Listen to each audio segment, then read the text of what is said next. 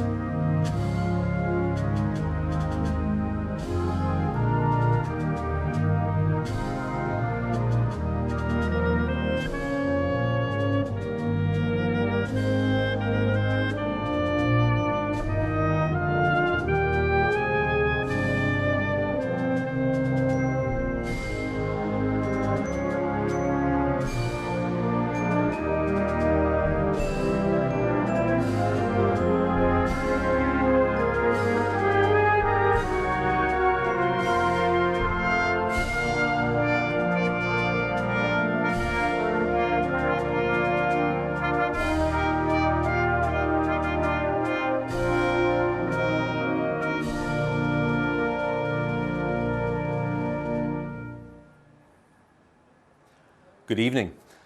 The past week, since the announcement of Prince Philip's death, has encouraged many to look again at the long life of the Duke, many things he achieved, the many causes he supported, and indeed the character of the man who was at the Queen's side for over 70 years. The Duke has been lying at rest in the private chapel here at Windsor Castle, from where he will be taken in a procession to St George's Chapel for the funeral service tomorrow afternoon. The preparations have been finalised over the past few days, and it goes without saying that because of the COVID restrictions, this funeral is a much reduced version of the one originally planned. Nonetheless, this smaller scale event was put together in full consultation with the Duke of Edinburgh in recent months. Now, over the course of the next hour, we'll be meeting people who knew Philip, some of those taking part tomorrow, and we'll be reflecting on his very long life of public service. The castle here, dominated by the round tower at Windsor. It's a gloriously sunny evening here on the eve of the funeral. The royal standard flying at full mast. The unmistakable sign that Her Majesty the Queen is in residence, as she has been indeed for most of the pandemic. And once again, the royal town of Windsor preparing to be in the full glare of the world's media. Well, my colleague JJ Chalmers, who is himself an armed forces veteran, is with us. He's on the long walk in Windsor Great Park to tell us a little more about the preparations.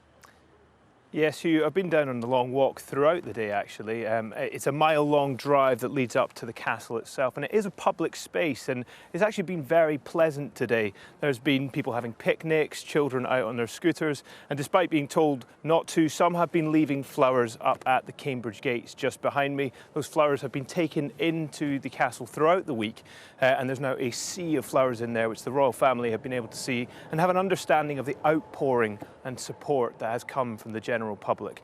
Things have started to change ever so slightly here. Barriers have been put in place because the King's Troop will process up here tomorrow with their guns in place. There will also be 700 armed forces military personnel. They're just forming up tomorrow about a stone's throw away from where I am. They won't make their way up the long walk. They'll come in through different routes, but some will make their way through the King George IV gates behind me. So it's very serene here, but there's also a sense that something momentous is about to happen. Indeed, JJ, thank you. We'll talk to you a little later. JJ, on the long walk there, preparing for tomorrow's events. And with the eyes of the world on Windsor, it's important to underline that tomorrow, of course, in essence, is a service for a family in mourning, marking the loss of a much-loved husband, father, grandfather, and great-grandfather. My dear Papa was a very special person who, I think above all else, would have been amazed by the reaction and the touching things that have been said about him. And from that point of view, we are, my family, deeply grateful. It's very, very sad, but I have to say that the extraordinary tributes and the memories that everybody has had and been willing to share has been so fantastic. It didn't matter what anybody was doing in and around the estate here and everywhere else. They all meant a lot to him, and he always took a very personal interest in everything that they were doing. We've lost almost the grandfather of the nation, and I feel very sorry and supportive of my mother, who's feeling it, I think, probably more than everybody else. Some words there from the Duke's children on the loss of their father, and other family members have released statements in tribute over the past few days. The Princess Royal, Princess Anne, in a tribute to her father, said that it is his example of a life well lived and service freely given that I most want to emulate. We will miss him, but he leaves a legacy which can inspire us all. Princess Royal paying her tribute. The Duke of Cambridge, in his tribute, said this: "My grandfather's century of life was defined by service to his country and Commonwealth, to his wife and Queen, and to our family." And we also had some words from the Duke of Sussex, Prince Harry, who's returned to the UK from his new home in California. He said this: "Grandpa, thank you for your service, your dedication to Granny, and for always being yourself. You will be sorely missed, but always remembered by the nation and the world." So those are the words, that's the spirit of the event, and we'll have more tributes in the course of the next hour. And of course, when tomorrow's events happen, we'll be talking to more people who knew the Duke very well. But let's have our first guest now. Our veteran royal photographer, Huw Edwards, is with us, and the royal commentator and journalist, Katie Nicholl. Good to have you both with us. Thank you very much. Well, the main focus, Katie, surely has to be really on Her Majesty the Queen. The fact that she's lost her consort, her husband of over 70 years. And despite all the ceremonial and the great events that we're looking ahead to tomorrow, that focus shouldn't be lost. And I don't think it will be, Huw, because I think what we're going to see tomorrow is essentially a family funeral. It is a royal ceremonial funeral, one step down from a state funeral. We know that.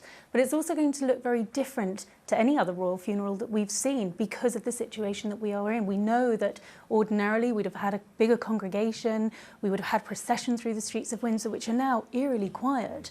But in many ways, one wonders if this might be the funeral the Duke secretly always wanted, one that was attended by his closest family, all of his grandchildren, a couple of his great-grandchildren, and the family that is his legacy. He was a family man at heart.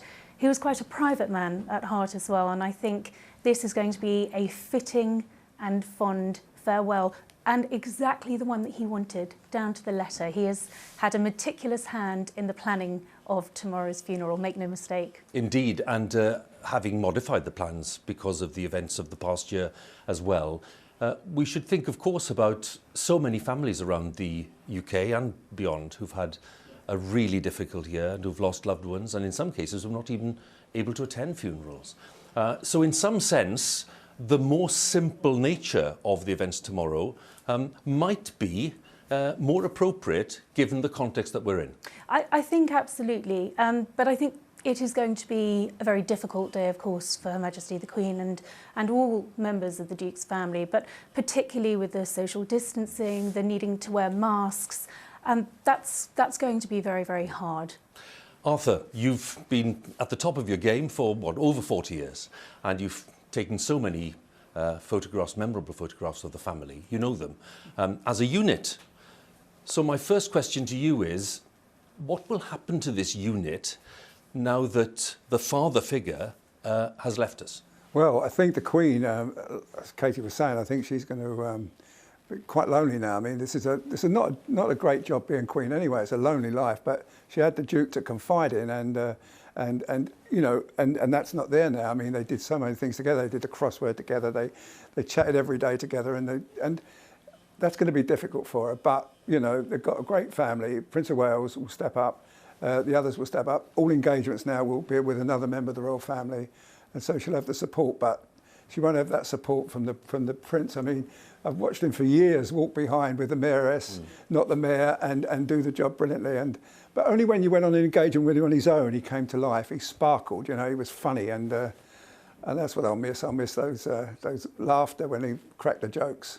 I can't imagine that the Duke was an easy person for you as photographers to deal with. If I'd known every member of the royal family was going to be like him, I would have quit years ago, because he wasn't easy. I mean, I remember once we went to Dublin during that great visit with the Queen, and we went to the Guinness factory, and they poured the perfect pint of Guinness for him, and I thought, well, we're going to get a great picture here. And he looked at the Guinness and he looked at me, and he smiled and walked away. And afterwards I asked one of his staff, I said, why did he do that? He said, he doesn't like Guinness. As simple as that. He would never, ever, ever give you a picture if it didn't mean anything. Unlike other members of the royal family will try and help you, but he didn't. But then I did that last engagement with him here at Windsor in the quadrangle last July. And he was fantastic with the soldiers. I mean, he was 99 then, and he was just absolutely sparkling. And the press secretary said to us it would be 2 minutes or 20 minutes, and it was actually 30 minutes. And he was just absolutely brilliant. And I just, when he waved goodbye, I just suddenly felt that might be the last time I see him. Yeah. Katie, when we think about the tensions in the family that are well known, funerals sometimes, for lots of families, are a means of bringing people together. Is that the case here, do you think? Well, I think it is the hope that it will bring the family together. I mean, I think what you've seen in the past week is, yes, this is the royal family, but they are a family like every other in many ways. There are tensions, there are difficulties, and this is going to be the first time that they will have come together en masse like this since that Commonwealth Day service, which we all know was a pretty frosty reception, particularly between the brothers. But I think everyone is hoping that this is going to be an opportunity for the family to come together. They are going to be reunited in their grief, and of course the world is going to be watching tomorrow. What are your thoughts on that, Arthur? I don't think so. I think what was said in Oprah Winfrey's show is only a part of it. I mean, what went on here before with the brothers and the two wives, it's going to take a lot of healing, Huw. I don't think it's going to happen just like that. It's going to take, maybe by the time they come back in July for the unveiling of Diana's statue, maybe they might have got together, but not this time. You've enjoyed a long married life, haven't you? I have indeed, and in fact, you know, when you get to this part of my life, and you will come to it as well, you start to think about losing your partner, you know, and it's kind of not a nice thing to think about. But you know, the Queen, I mean, no one to call her Lilibet anymore. It's the last person to call her Lilibet has died, and you know, her birthday next week. She's still in mourning, and there'll be no birthday card, no present from Philip, and that's the start of a long year, the first year. It's not going to be great for her, but you know, she'll pull through it. She's a fantastic lady. I remember at her mother's funeral, she was absolutely magnificent, and I think she'll be fine. Yeah. You think that total dedication to duty and service, that won't change? It won't change, and you will see that tomorrow. I mean, as Arthur said, she is a remarkably stoic person. She has her family. They are going to support her. They're going to be there for her, not just tomorrow, but as Arthur said, for the weeks and the months ahead. Yeah. And she has been through a lot, the Queen. The Duke was 99. He hadn't been well. He had his longest spell in hospital. He was there for a month. It was a long time. While this has come as a surprise, I think it was only going to be a matter of time. The Queen was ready, and I understand that she was incredibly grateful for the final weeks that they had together here at Windsor. That's a very nice note on which to end the conversation with you both. Thank you so much. Thank you. Katie and Arthur. Good to talk to you. Well, at the end of his tribute, Prince Harry used the motto per mare, per terram, by sea, by land, which of course is the Royal Marines motto, and that's a motto very familiar to my colleague JJ Chalmers. Over to you. Yes, once a Royal Marine, always a Royal Marine, Huw. And for this Royal Marine, the Duke was my Captain General, a role he held for 64 years, but his military career started long before that. 13 years he served in the Royal Navy, including, of course, years of service in the Second World War. Ships took him from Scapa Flow all the way to Tokyo Bay.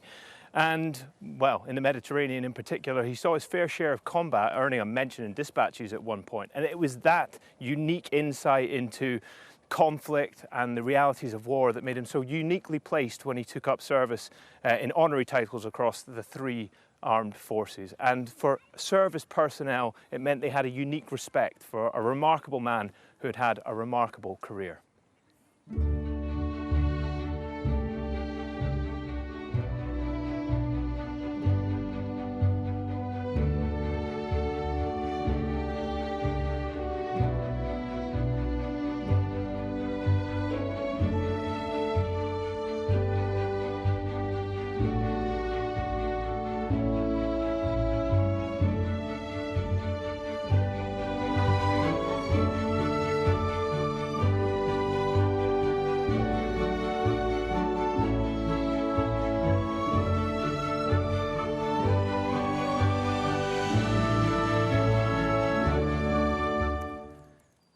Well, all three services will be on parade tomorrow, and from them, many of the military bands will be represented as well. And I'm delighted to say that I'm joined by W1 Colin Buster Brown from the Royal Marines Band. You look like a man very poised and ready. What does your role entail tomorrow?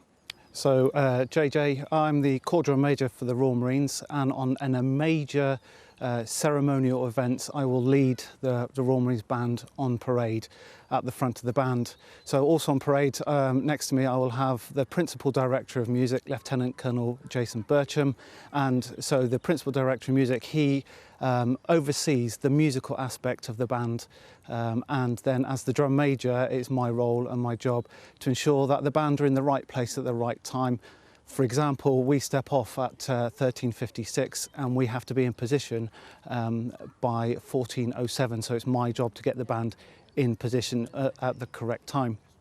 Also, that I will deal with the drill and the ceremonial elements. So when I mean the drill, I mean the straight lines, making sure the guys are straight line front to rear and left to right. And currently, under COVID, we are now at 3 pace intervals, which is the 2 meters. And I know this is 2 meters because I know my pace is 75 centimeters, so 3 times 75. So I know we are at 2 meter intervals. So I will pace out the band and ensure that they keep at those distances throughout the ceremony.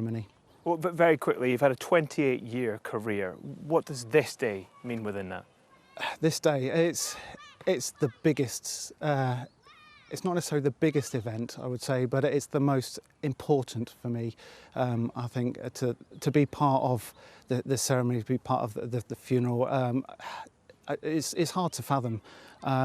Prior to deployment, the band's deployed to start rehearsing on D+3. So on D+2 on Sunday, I went into HMS Collingwood and to get my lap flow test prior to deployment. And just going in there and seeing the Navy start their training and to watch that and to think how privileged and what an honour it is to be part of this major event. Well, as a result, I thank you so much for your time then, because it really is remarkable. So best of luck tomorrow. Thank you very much, sir. JJ, thank you very much, and to your guest as well. Of course, let's just underline, the Armed Forces will be playing a very significant part in tomorrow's ceremonial events and the processions. And we are delighted to welcome 2 of those very prominent figures taking part in the procession, Air Chief Marshal Sir Mike Wigston and the First Sea Lord, Admiral Tony Radakin. Thank you both very much for joining us. Thank you. Admiral, can I start with you, because we were talking there about the Royal Marines, and of course they're one prominent and distinguished group who'll be here tomorrow. Let's just explain a little to viewers about what the events of tomorrow are about in processional terms. How are the Armed Forces playing their role in all the events that happen before the funeral service? Thank you. Well, really tomorrow is about reflecting all of the Armed Forces' relationship with Prince Philip. And it's the closeness of that relationship, whether that's the Royal Navy, the Royal Air Force and the British Army, and reflecting all of those different associations, and then us paying our respects to somebody that all of us loved, and he loved his associations with us. And doing that with immense respect, but also looking to reflect some of his character. And I think you're seeing that with the Land Rover Defender, and you're seeing that with some of the other aspects of tomorrow's service. We'll be talking a little more about the stamp of the Duke, if you like, on the processions, and as you say, the Land Rover, we'll talk about that. Other elements too, and indeed his delight in engineering and design from a very young stage. So Mike, when we talk about the Duke's close bond with the armed forces, it's a phrase that's used very regularly. It's used in almost a casual way. Yes. How did that manifest itself in your experience? So in my experience, it manifested itself through his passion for aviation and technology, and his fascination with what the Royal Air Force did and the people in the Royal Air Force, and his real interest in every part of people's service and what we did around the world. And when he qualified as a pilot, he of course he had lots of opportunities and requirements to fly as part of his royal duties. So he took the opportunity to pilot himself and the royal family. He was very keen. He was, Yeah. he was. There's lots of great footage of flights undertaken and clearly a lot of excitement involved as well. Yes. When we talk about his energy and his commitment, and then we talk as well about the fact that he took an interest in things. Again, they're phrases that, you know, just sound rather polite phrases. But the interest he took was very direct, and he maintained contact. He was very conscientious in that way. Absolutely, and I think it's the consistency and the enduring nature of the relationship. So for us in the Royal Navy, it's this amazing tale of being evacuated from Greece in an orange crate in HMS Calypso. It's then going to Dartmouth and being the top cadet and also meeting Princess Elizabeth for the first time. Then it's a distinguished service in the war. And then it continues with this remarkable relationship. So he was Captain General of the Royal Marines for 64 years. Now that's before either of us were even born. Yeah. And then his final event was at Buckingham Palace, aged 96, again with the Royal Marines. And I think those bonds, that affection, the closeness is what you're hearing about this week. And it was very, very real. Lord High Admiral, of course, as well, when the Queen decided to award that title. I mean, it's public recognition. There is also here, among the community in Windsor, a private recognition as well of the fact that the Duke was someone who really wanted to be integrated into all senses in the community. And that's something, I suppose, in terms of the armed forces community, that you've seen at a very close level. Yes, yes, and at every level as well. I think one of the examples that comes to mind for me was in 1995 and 2006 we lost a Nimrod maritime patrol aircraft, and on both occasions he went out of his way in private to meet with the families and the loved ones, and at the worst moment in their lives he was there, and he took the trouble to be there. And I think that says it all about the depth of this man, Prince Philip, who cared passionately, but was curious and inquisitive and wanted to understand how things happened and how things worked. I think those are lovely things for us to be focusing on the eve of the funeral. I'm going to ask you both a very difficult question because of your prominent roles in the procession. We're talking about an event that is scaled down from what was originally planned. We understand that, and we understand the restrictions, and yet it will have a very solemn tone and will be very dignified and powerful, no question about it. You give us a little sense of what you think will be going through your mind when those processions take place. So I think it's probably a mix of emotions. I think there is sadness, there is the need to reflect. I think there's a need to express dignity and respect and very much what would he have wanted. But I also, when I think of him, I think there's also that twinkle in his eye, that sense of fun. And for me, one of the final things will be a bugler and a call to action stations, which he would have remembered from his time in the Second World War. And I wonder what that signifies. Is that an emblem of his duty, this phenomenal duty, and how it continues all the way through? Is it something for the rest of us that now we go back to our stations and we crew our posts? And it's a very unusual thing to do. And is it also part of that humour of actually that he will have his character stamped on tomorrow and he's looking at everything? I think it'll be memorable. It'll be an opportunity to honour a great life, honour Her Majesty the Queen as well, and an opportunity for all of the servicemen and women to show our thanks for a lifetime of service. Well, can I thank you both for sharing your time with us and for explaining a little to viewers about what it's about.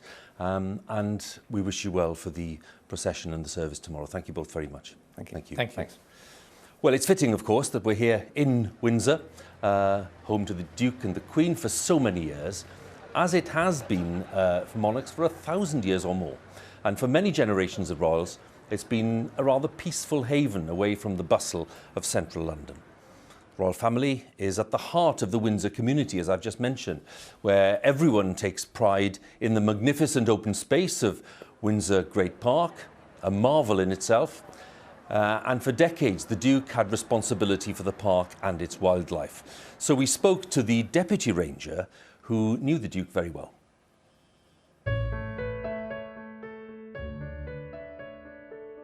Windsor Great Park was originally a royal hunting forest.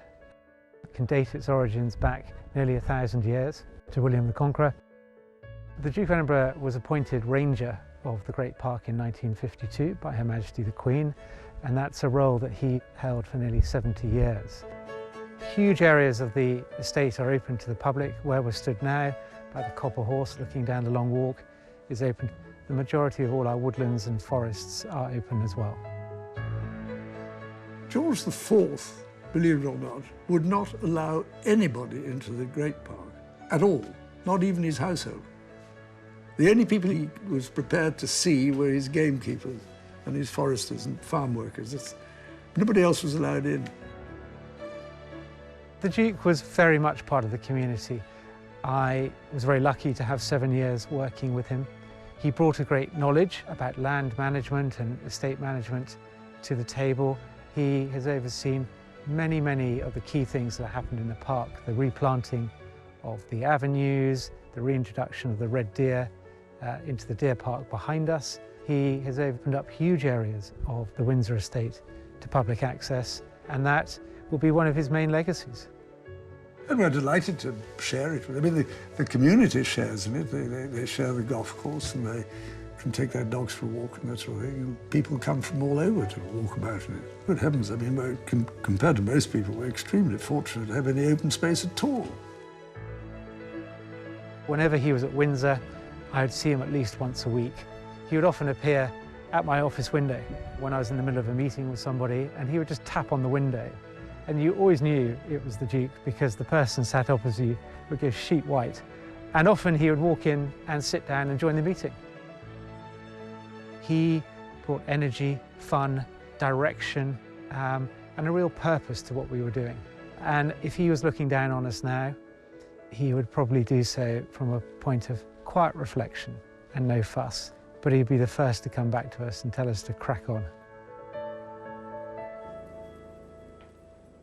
Typically a positive and assertive message there.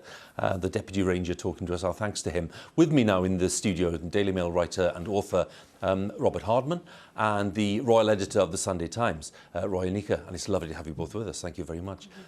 I know, Robert, from your case, you know, you've been in the position where you've filmed in the Great Park itself and seen the Duke at work in his capacity as Ranger. I'm just wondering, what did you get from that? What was the sense you got from that? It was a wonderful day out, Huw. He really was in his element. We went all over the estate. He was just so enthusiastic about everything. And you got this sense, I mean, in history, sometimes the Ranger of the Great Park, it was an honorary position and people didn't do much with it. From the moment the Queen made him Ranger, and it was one of the first things she did when she became Queen, he got to grips with it and he's totally transformed it. He's had every part of the estate, whether it's, you see the deer herd, there's even a vineyard over in the corner. He's very recently, his last installation was to put in grapevines, and he now makes sparkling white wine that's so good that the Queen serves it at state banquets. But I mean, all along the way, he was very concerned about the estate staff, how it interlinked with the community. So his farm shop, it sells stuff not just from this estate, but from all the other farms nearby. So yeah, he's very much, you know, the boss out there.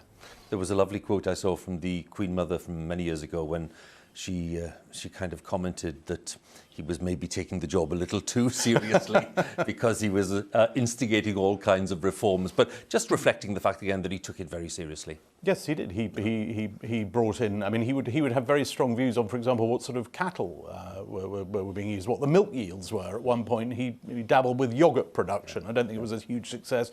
One of his great disasters, and he was very frank about the things that didn't work, was a methane conversion plant, which was going to be fueled by the cows. It was early technology, and he just went, and then it blew up.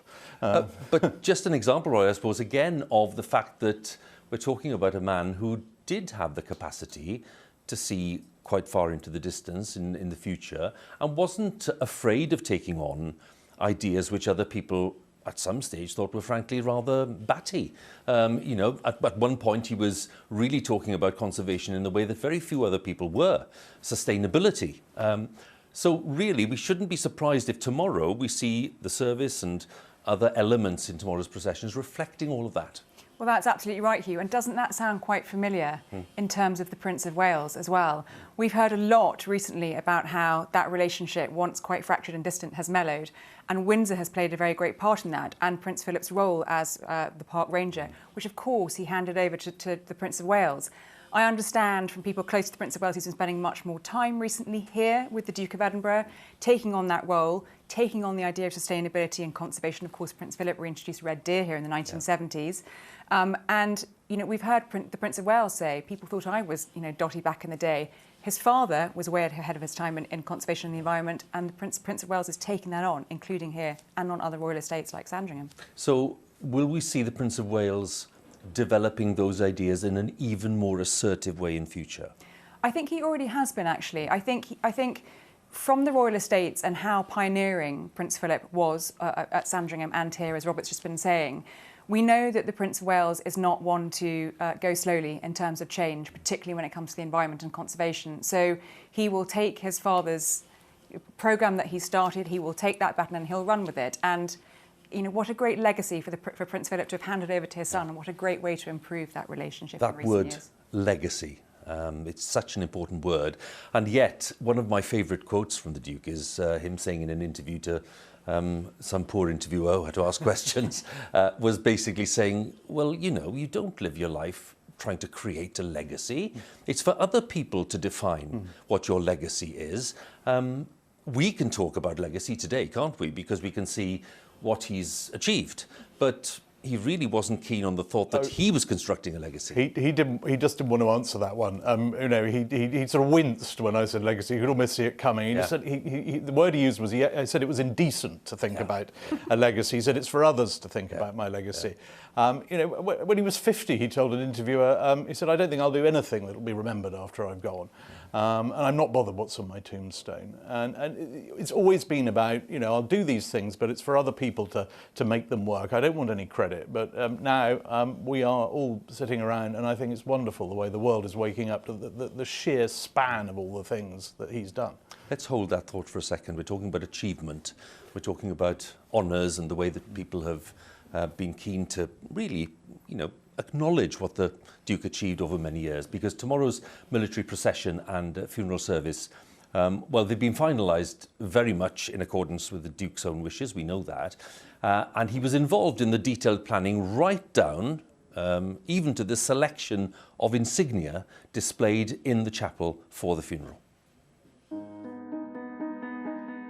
The Duke of Edinburgh had a very large collection of honours and decorations and awards. And we have a display of 9 cushions with up to 19 insignia chosen by the Duke of Edinburgh to be represented at his funeral.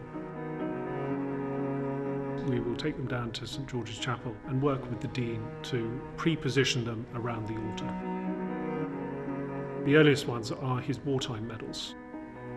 A very fine collection of campaign medals, and those medals grew and grew over time.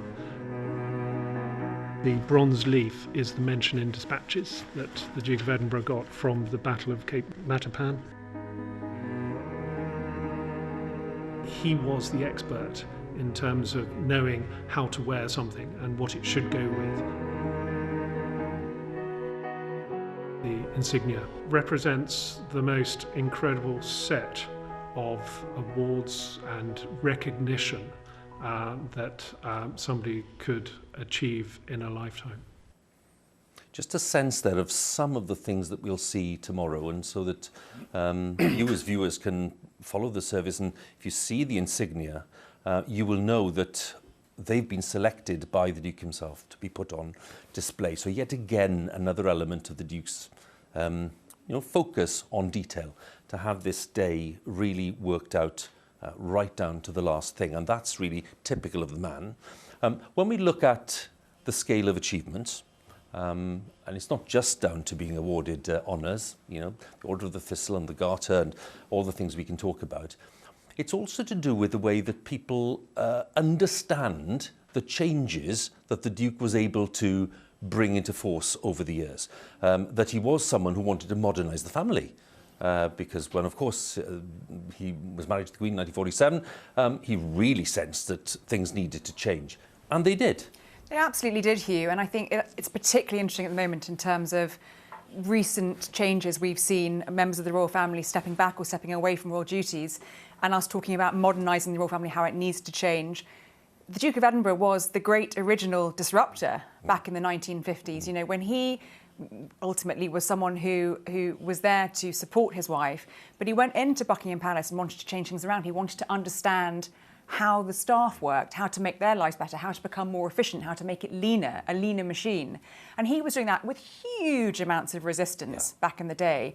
And yet he carried on and he pioneered and he became known as this great moderniser all the way through to his 90s.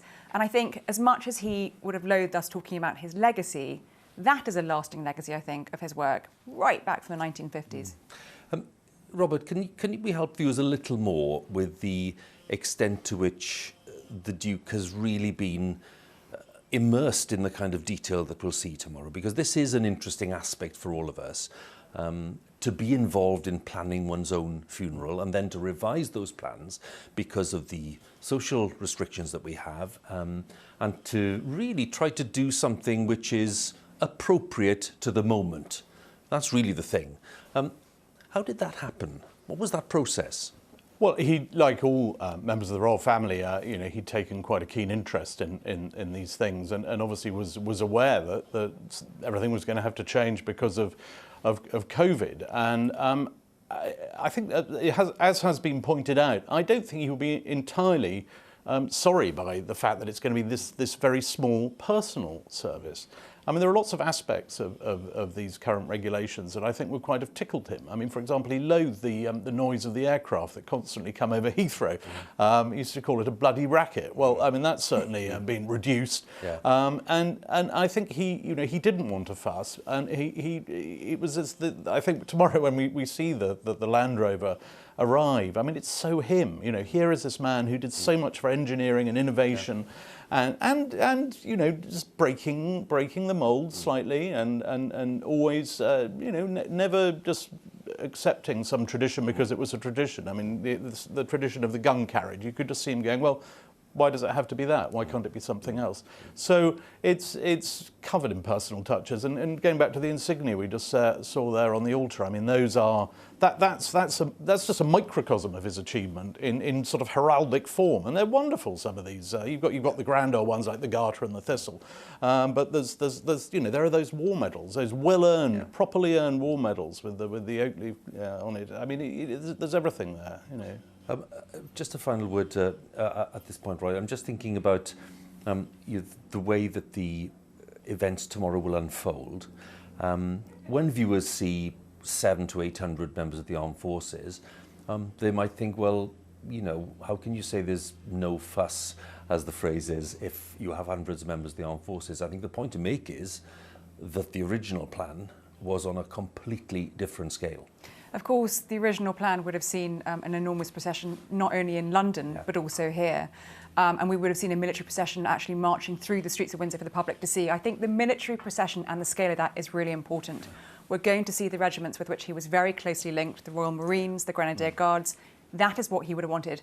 That's what the monarch, as head of the armed forces, would want to pay tribute and honour him. We'll talk to you tomorrow, but it's really good of you to come along tonight, and thank you very much, both of you. Thank you. Thank you.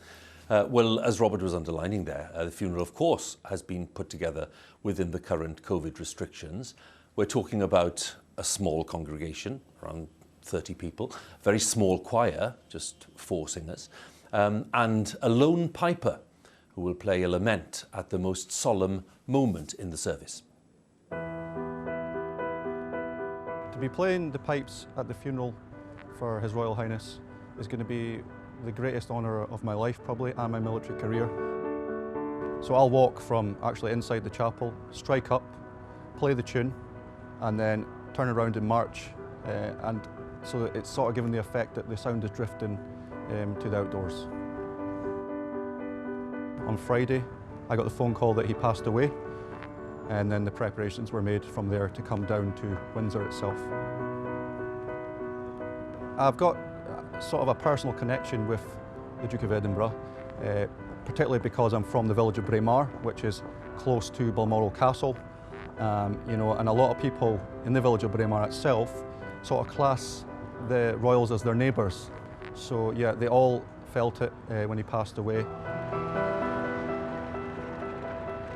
One of my earliest memories of seeing the Duke was when he used to drive through the village, and he'd often give us a wave. That was when I was about 7 or 8 years old. It's deeply saddened me, and you know, my thoughts go out to all the royal family, and I'll be thinking about that on the day when I'm playing my tune as well in the chapel.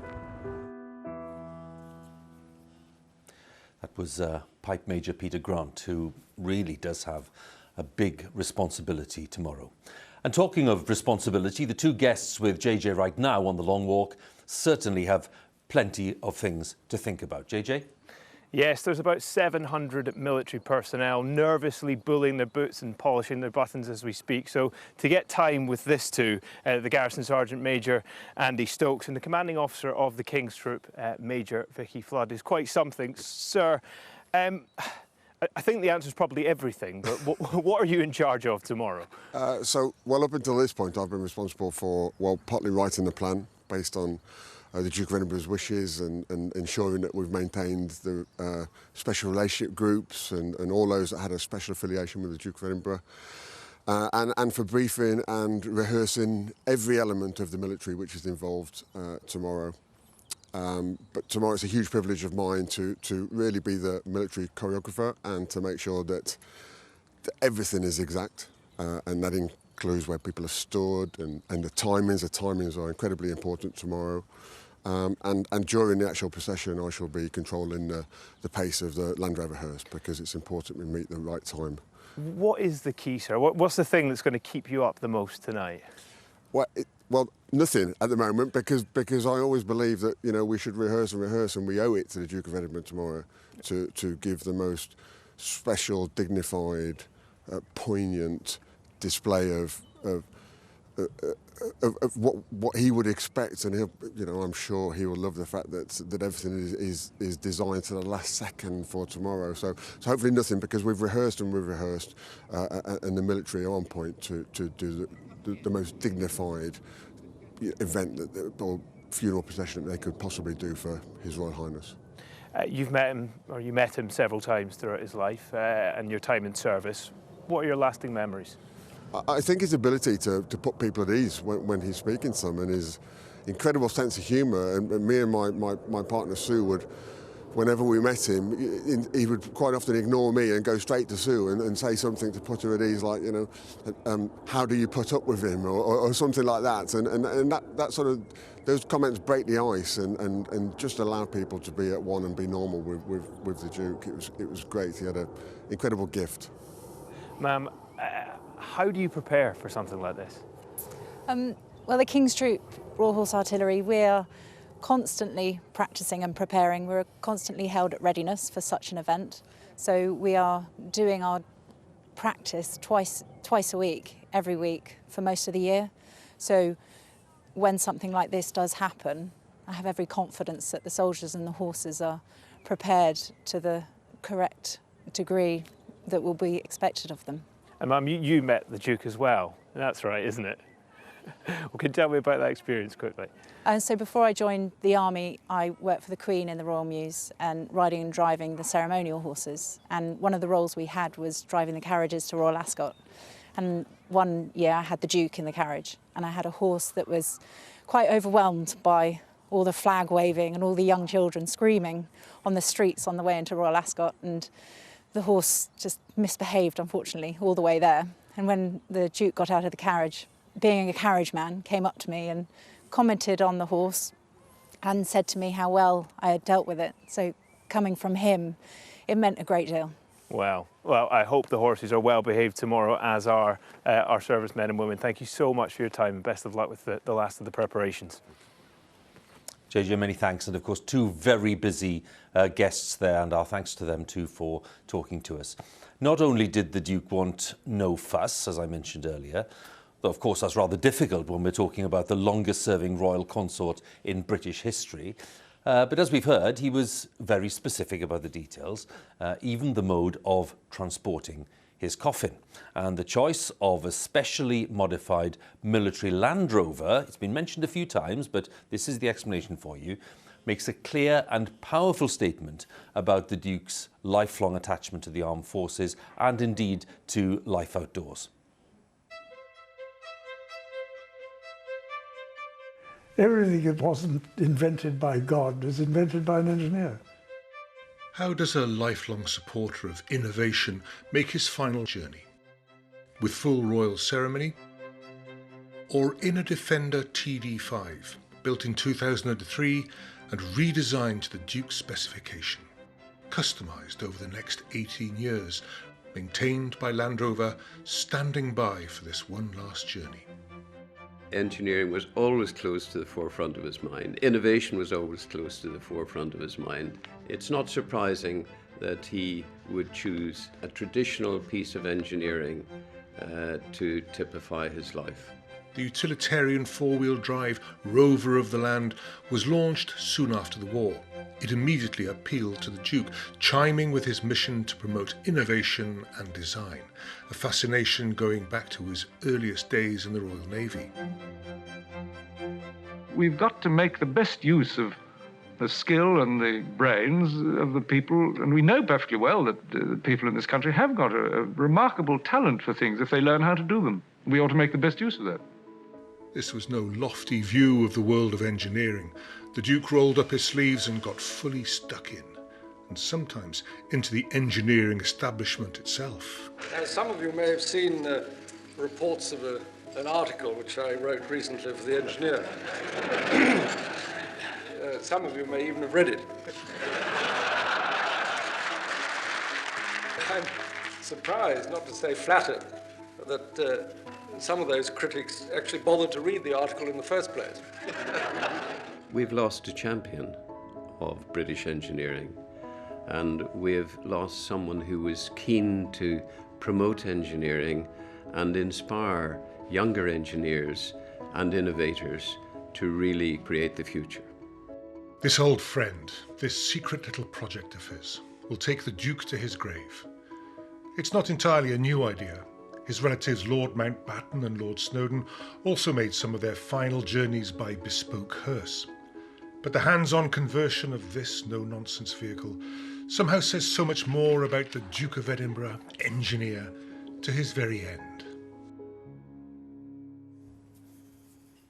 My colleague Eddie Butler there talking about the Duke and his keenness on engineering and design and innovation.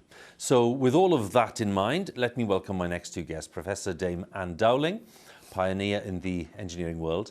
Good to have you with us, Anne. And also Zoe Wanamaker, the actor, of course, and Zoe, great to have you with us as well. Thank you so much.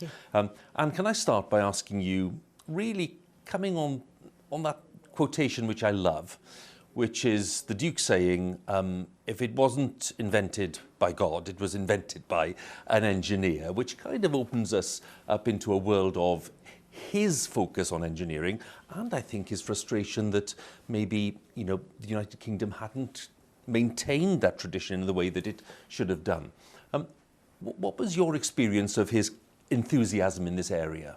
He was just so enthusiastic about engineering, and I suppose I first met him as a young researcher, and because he visited Cambridge University where he was Chancellor, and we talk about my research, which was on aircraft noise, and we really gelled on it because he's a pilot, loved flying. I worked on aircraft, but I also flew myself. And as he pointed out, Windsor Castle's under the flight path to Heathrow, exactly. So aircraft noise was something that was very much in his attention. But he was just so engaged with engineering.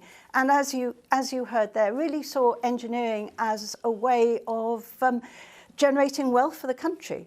And was a strong push to pull engineers together and well, actually it was his instigation that led to the establishment of the Royal Academy of Engineering. You heard Sir John Parker talking there, a former president, as am I, a former president of the Academy. And there's now such a momentum around engineering, and Prince Philip really knocked heads together and made things happen. Not just engineering, Zoe, because let's talk about your family's experience. Your father, certainly Sam Wanamaker. When we think about the incredible restoration of the Globe Theatre, which happened over many years, well, how did that work out, and how does that relationship work out? What are your memories of that? Well, I was just starting work at the time, so this was a passion of Dad's since the 60s, late 60s. And as far as I can remember, Prince Philip got involved in 73, right, I think, and was passionate about the idea of the Globe. And I think the reason they got on, Sam Wanamaker, my father, got on so well with him because they're tenacious people, don't you think? Yes, yes. Wanted to make things happen. Exactly, and he was very, very passionate about the Globe, and also donated some Windsor oak, which was great, and then that started. So that was, and the idea of I think, building something of the materials that were used at the time, wattle and daub, and the thatch, the first thatch building to be built since I don't know when. Which in its own way is innovative, given when it was done. Yes. But he was passionate also about the youth, the Globe's educational side. So he was always there for that. He was not just a fake patron. Do you understand what I'm saying? No. What I love about the Globe project is that it is about design, but it's such a magical concept that brings together culture, education, you know, the arts generally. It just fuses everything together, and it's a really good example of what the Duke was delighted in. I know, but he just said it. I think the last thing he said about when he opened the Sam Wanamaker Playhouse, he said, "I'm not going to see it because I'm not sitting in those bloody uncomfortable seats you've got," which was sweet. But he was always enthusiastic and always there. Which was a wonderful thing. When we're quite wary of talking about legacy, Anne, because the Duke himself didn't like to talk about legacy. But I think we're entitled to, really, on the eve of the funeral. In the world of engineering and innovation, what would you say about his legacy in this area? I think his legacy has been to really raise the profile of engineering. He was a very hands-on patron. He was the founding fellow of the Royal Academy of Engineering and our senior fellow. And that really has gone from strength to strength. It's around catalysing engineers across all disciplines to work together for the good of the country. And again, bringing in young people, promoting innovation, and having a senior body of engineers who provide advice to government and influence policy. So I think that's been a tremendous legacy. But across engineering, there have been so many initiatives that have been around innovation, training young people, celebrating successes. And he's been very hands-on in all of that.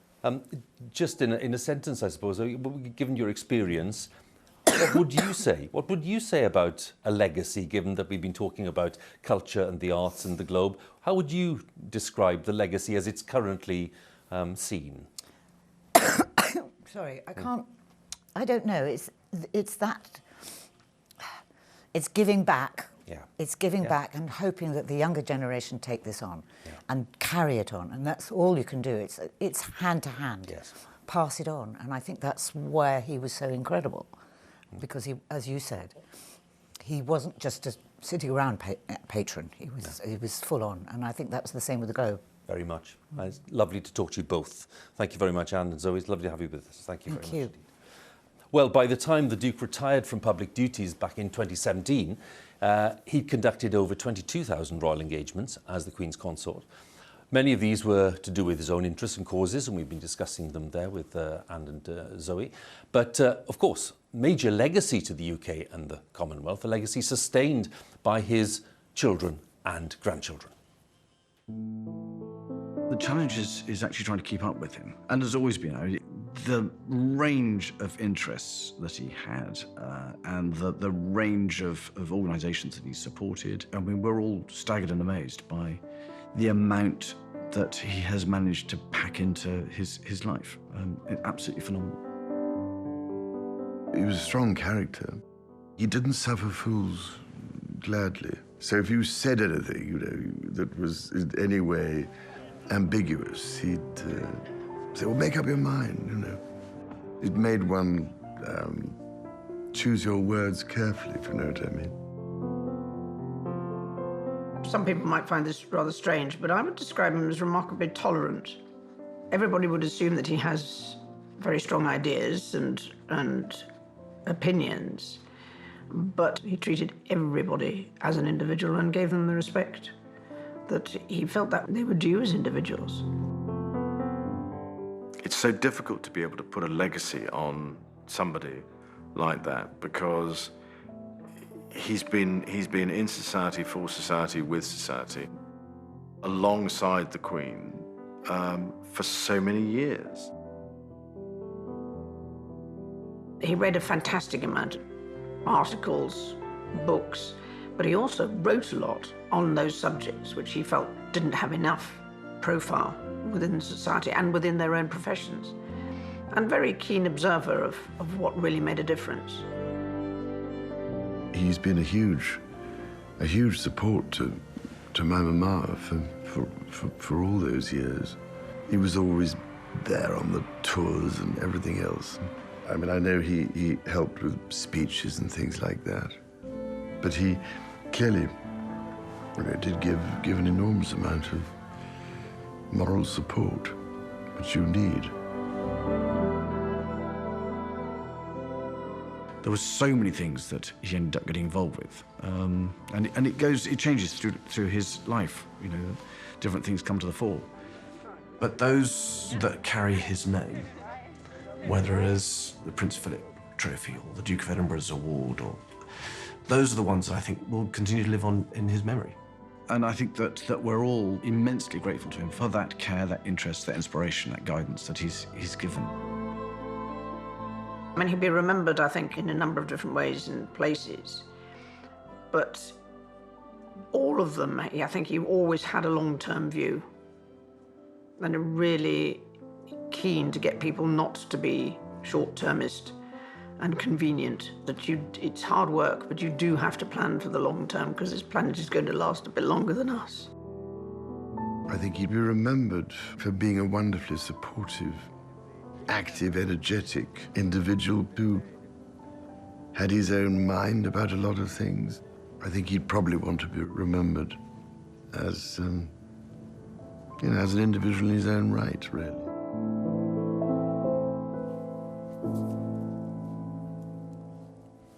A lovely warmth in some of those tributes. Let's talk a little more about that with the royal biographer and friend of the Duke, Giles Brandreth, and the Sunday Times royal editor, Roy Nika, who's kindly joined us once again in the studio. Giles, the first thing I want to ask is something about the man that you knew. Before we talk about legacies or anything like that, what have we lost? Oh, we've lost the most remarkable human being. I mean, I don't think I've ever known anyone with so much energy and such a wide range of interests. He was funny, he was brilliant, he was proactive, he made things happen.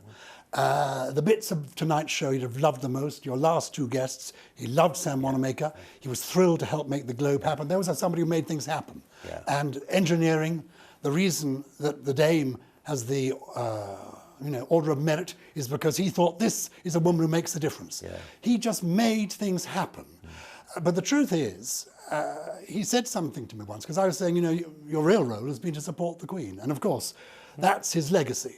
That's his real legacy. If we regard the Queen's reign as a success, and most people do, the joint author of that success is the Queen.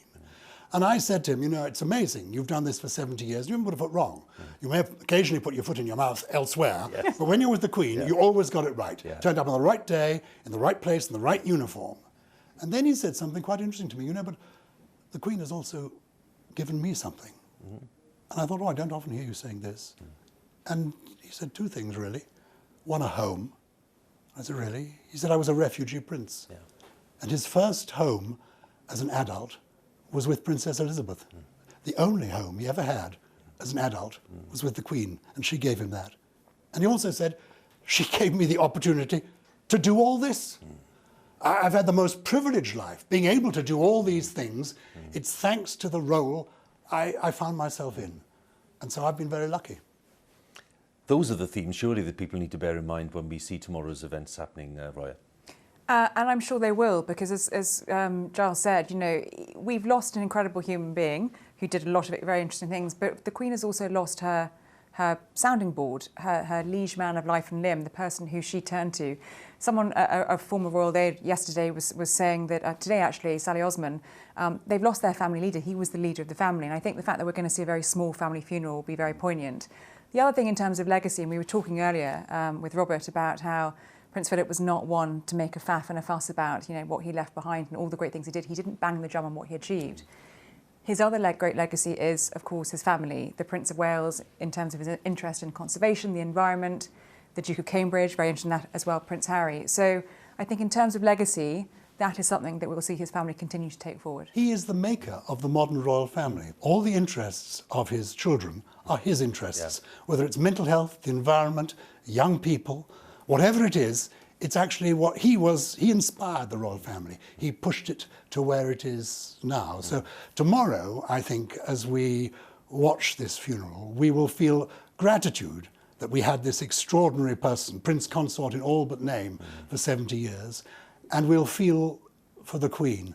I came across today something that she wrote 20 years ago, exactly 20 years ago, at the time of 9/11. She sent a message to the American people, and it ended with a quite personal note, which is unusual for messages from the Queen. And it simply ended up, after having expressed her condolences, she said, grief is the price we pay for love. And so she will be sad, but she will continue doing her duty, as for more than 70 years he did his. Giles and Roy, thank you so much for the contributions, and we'll talk again tomorrow, I'm sure. Thank you very much. So we look ahead to tomorrow's events here at Windsor, not that state funeral for His Royal Highness, Duke of Edinburgh, but a ceremonial royal funeral devised in accordance with the Duke's own wishes. And that's the spirit in which tomorrow's events must be seen, marking a loss, yes, but celebrating a long and eventful life. So do join us tomorrow at 12:30 on BBC One. But for now, from all of the team here at Windsor Castle, thank you for watching and goodbye.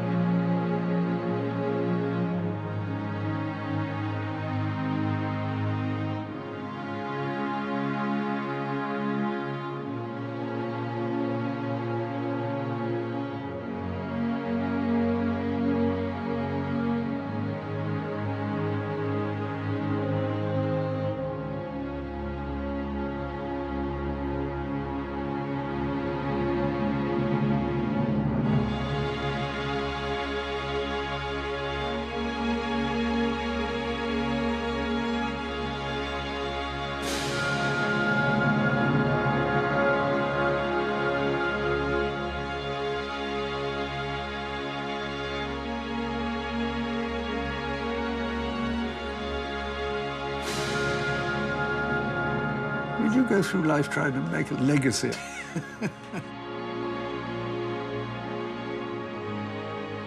I think to try and create a memorial to yourself while you're alive is slightly indecent. I'd rather other people decided what legacy I'd live, and I'm not trying to create one. I mean, life's going to go on after me. If I can make life marginally more tolerable for people who come afterwards, or even at the time, I'd be delighted.